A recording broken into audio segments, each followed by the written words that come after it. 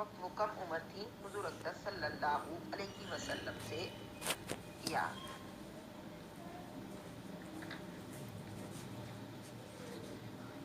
अल्लाह के नबी सल्लल्लाहु अलैहि वसल्लम इरशाद फरमाते हैं कि अगर मैं किसी को दोस्त बनाता तो अबू बकर को दोस्त बनाता, लेकिन वो मेरे भाई और मेरे साथी हैं।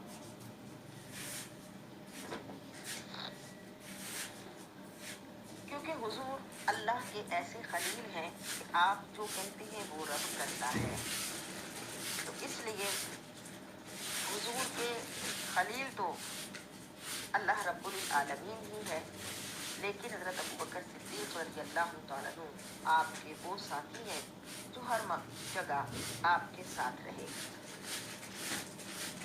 हज़रत अबू बकर सिद्दीक़ रज़ियल्लाहु तआला की खिलाफत इस तरह भी साबित है कि हज़रत जुबैर इब्न मतअम फरमाते हैं कि नबी सल्लल्लाहु अलैहि वसल्लम के पास एक औरत आई थी। उसने किसी चीज़ के मुतालिक हुजूर से बात की तो आपने फरमाया, दोबारा हाजिर का उसे हुक्म दिया। वो बोली, या रसूल अल्लाह, अगर मैं आऊँ और आपको ना पाऊँ, क्योंकि उस वक़्त आप पर यानी आपकी तबीयत इस तरह की थी। आपने फरमाया, अगर मुझे ना पाए तो अबू बकर के पास आ जाना। लिहाजा इस फरमाने आली में हज़रत सिद्दीक़ अकबर की खिलाफत की तरफ इशारा है। हज़रत मोहम्मद बिन इब्न हनफिया फरमाते हैं कि मैंने अपने वालिद से कहा, उनके वालिद कौन थे? हज़रत अली रज़ियल्लाहु तआला अन्हु और उनकी वालिदा खौला बिन जाफर थी। वो कहते हैं कि मैंने अपने वालिद से कहा कि नबी सल्लल्लाहु अलैहि वसल्लम के बाद लोगों में कौन बेहतर है? फरमाया, अबू बकर। मैंने कहा, फिर कौन? फरमाया, उमर।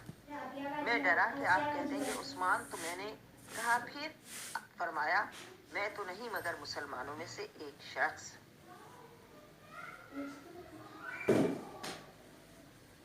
तो पता चला कि और सहाबा भी, और खुसूसन हज़रत अली रज़ियल्लाहु तआला अन्हु भी हज़रत अबू बकर सिद्दीक़ रज़ियल्लाहु तआला अन्हु को हज़रत अबू बकर सिद्दीक़ रज़ियल्लाहु तआला को सबसे बेहतर यानी तस्लीम फरमाते थे। हज़रत इब्न उमर फरमाते हैं कि हम नबी सल्लल्लाहु अलैहि वसल्लम के ज़माने में अबू बकर के बराबर किसी को नहीं समझते थे, फिर उमर को, फिर उस्मान को, और फिर हुजूर के सहाबा की कोई बुजुर्गी यानी उनको फिर बराबर रहने देते थे, वो बयान नहीं करते थे।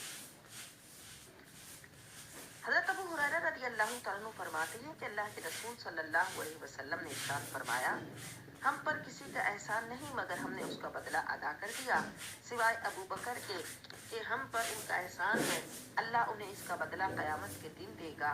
मुझे किसी के माल ने इतना नफ़ा न दिया जितना अबू बकर के माल ने नफ़ा दिया। तो इस एहसान में बदनी, माली, वतनी, औलादी सारी कुर्बानियाँ आ गई और हज़रत अबू बकर सिद्दीक़ रज़ियल्लाहु तआला अन्हु की अफजलियत साबित होती है। हज़रत अबू बकर सिद्दीक़ रज़ियल्लाहु तआला अन्हु जब ईमान लाए तो आपके पास 40,000 दिनार थे। आप बड़े अमीर कबीर थे और मक्का के बहुत बड़े ताजिर थे। इतनी बड़ी दौलत आपने अपने महबूब सल्लल्लाहु अलैहि वसल्लम पर कुर्बान कर दी। हज़रत उमर रज़ियल्लाहु तआला अन्हु फरमाते हैं कि अबू बकर हमारे सरदार हैं, हम में सबसे बेहतर हैं और हम सब में रसूलुल्लाह सल्लल्लाहु अलैहि वसल्लम को सबसे प्यारे हैं। हज़रत इब्न उमर से रिवायत है कि वो रसूलुल्लाह सल्लल्लाहु अलैहि वसल्लम से रिवायत करते हैं कि हुजूर ने अबू बकर से फरमाया, अंत साहिबी फिल गारी व साहिबी अलल हौद, तुम मेरे गार में साथी हो और हौज पर मेरे साथी हो। के गार से मुराद गारे सौर में जहाँ हिजरत के मौके पर 3 दिन हुजूर के साथ सिद्दीक़ अकबर ने क़याम फरमाया और जिसके लिए कुरान ने कहा, सानियस्नैनि इज़ हुमा फिल गार, कि वो दोनों जो थे जब गार में थे। यहाँ हज़रत सिद्दीक़ अकबर की सहाबियत क़तई और यकीनी है कि कुरान ने फरमाया सानियस्नैनि इज़ हुमा फिल गार, इसलिए हज़रत अबू बकर सिद्दीक़ रज़ियल्लाहु तआला अन्हु की सहाबियत का इनकार करने वाला काफिर हो जाएगा, क्योंकि ये नसे क़तई से साबित है। हज़रत عائشہ صدیقہ رضی اللہ عنہا فرماتی ہیں کہ اللہ کے نبی صلی اللہ علیہ وسلم نے ارشاد فرمایا قال رسول اللہ صلی اللہ علیہ وسلم لا ينبغي لقوم فيهم ابو بکر ان یؤمهم غیرہ، کہ جس قوم میں ابو بکر ہوں انہیں یہ لائق نہیں کہ ان کی امامت ابو بکر کے سوا کوئی اور کرے۔ اور جیسا کہ حضرت عمر رضی اللہ تعالیٰ عنہ فرماتے ہیں کہ اللہ کے رسول صلی اللہ علیہ وسلم نے ہمیں حکم فرمایا ان نتصدق، ہم صدقہ کریں۔ اتفاقاً اس وقت میرے پاس بہت مال تھا، میں نے سوچا آج تو میں ابو بکر سے بڑھ جاؤں گا۔ فرماتے ہیں میں آدھا مال لایا تو رسول اللہ صلی اللہ علیہ وسلم نے ارشاد فرمایا تم نے اپنے بال بچوں کے لیے ما بقیت لاہلک، تم نے اپنے بال بچوں کے لیے کیا چھوڑا؟ میں نے کہا اتنا ہی، اور ابو بکر سارا مال لے آئے جو ان کے پاس تھا۔ فرمایا ابو بکر تم نے اپنے گھر والوں کے لیے کیا چھوڑا؟ انہوں نے عرض کی کہ میں نے اللہ اور اس کے رسول صلی اللہ علیہ وسلم کو چھوڑا۔ پھر میں نے سوچا کہ میں کسی چیز سے بھی ان سے آگے نہ بڑھ سکوں گا۔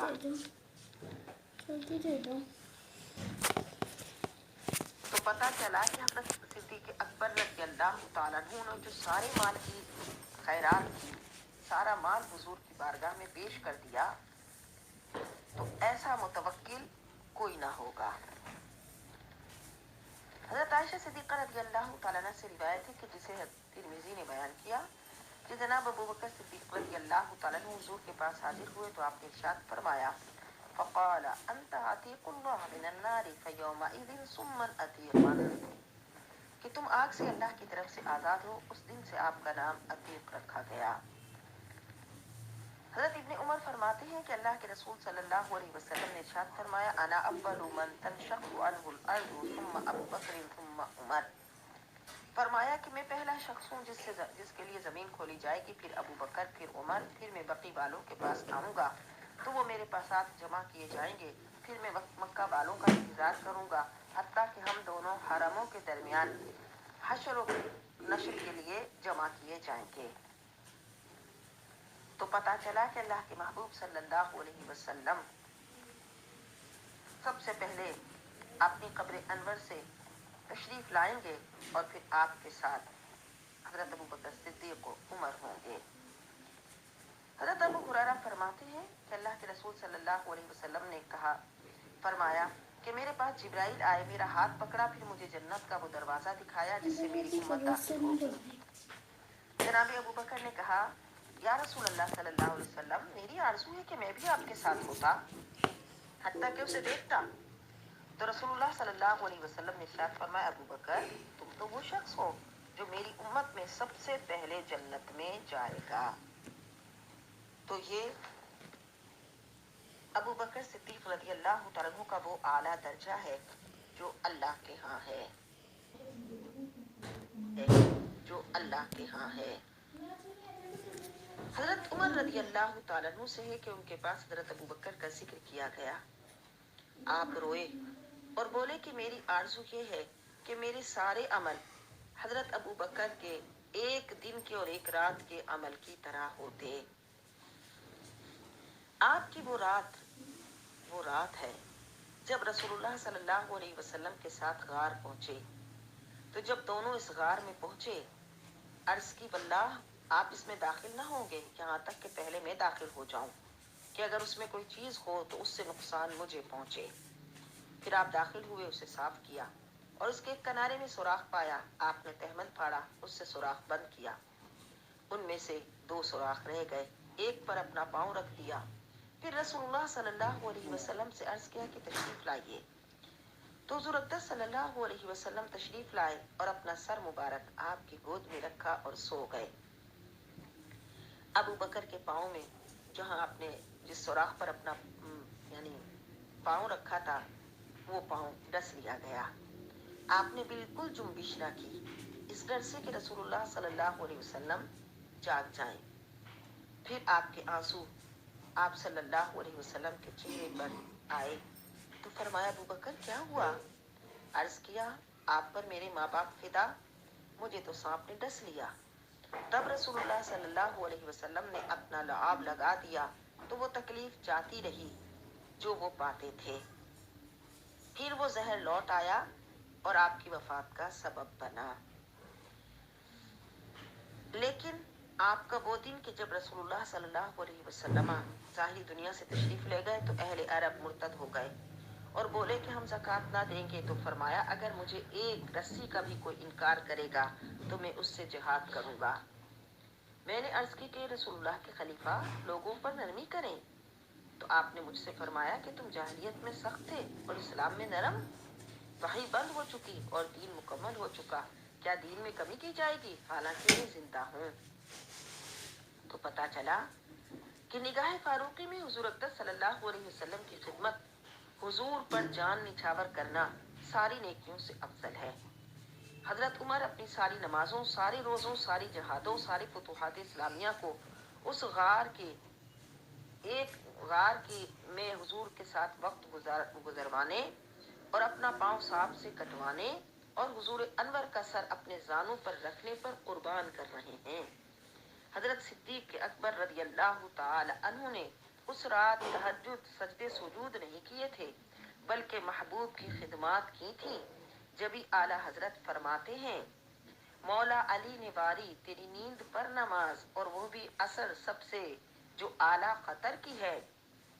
सिद्दीक बल्कि गार में जान अपनी दे चुके और हिफ्ज़े जान तो असल फुरूज़े गरर की है।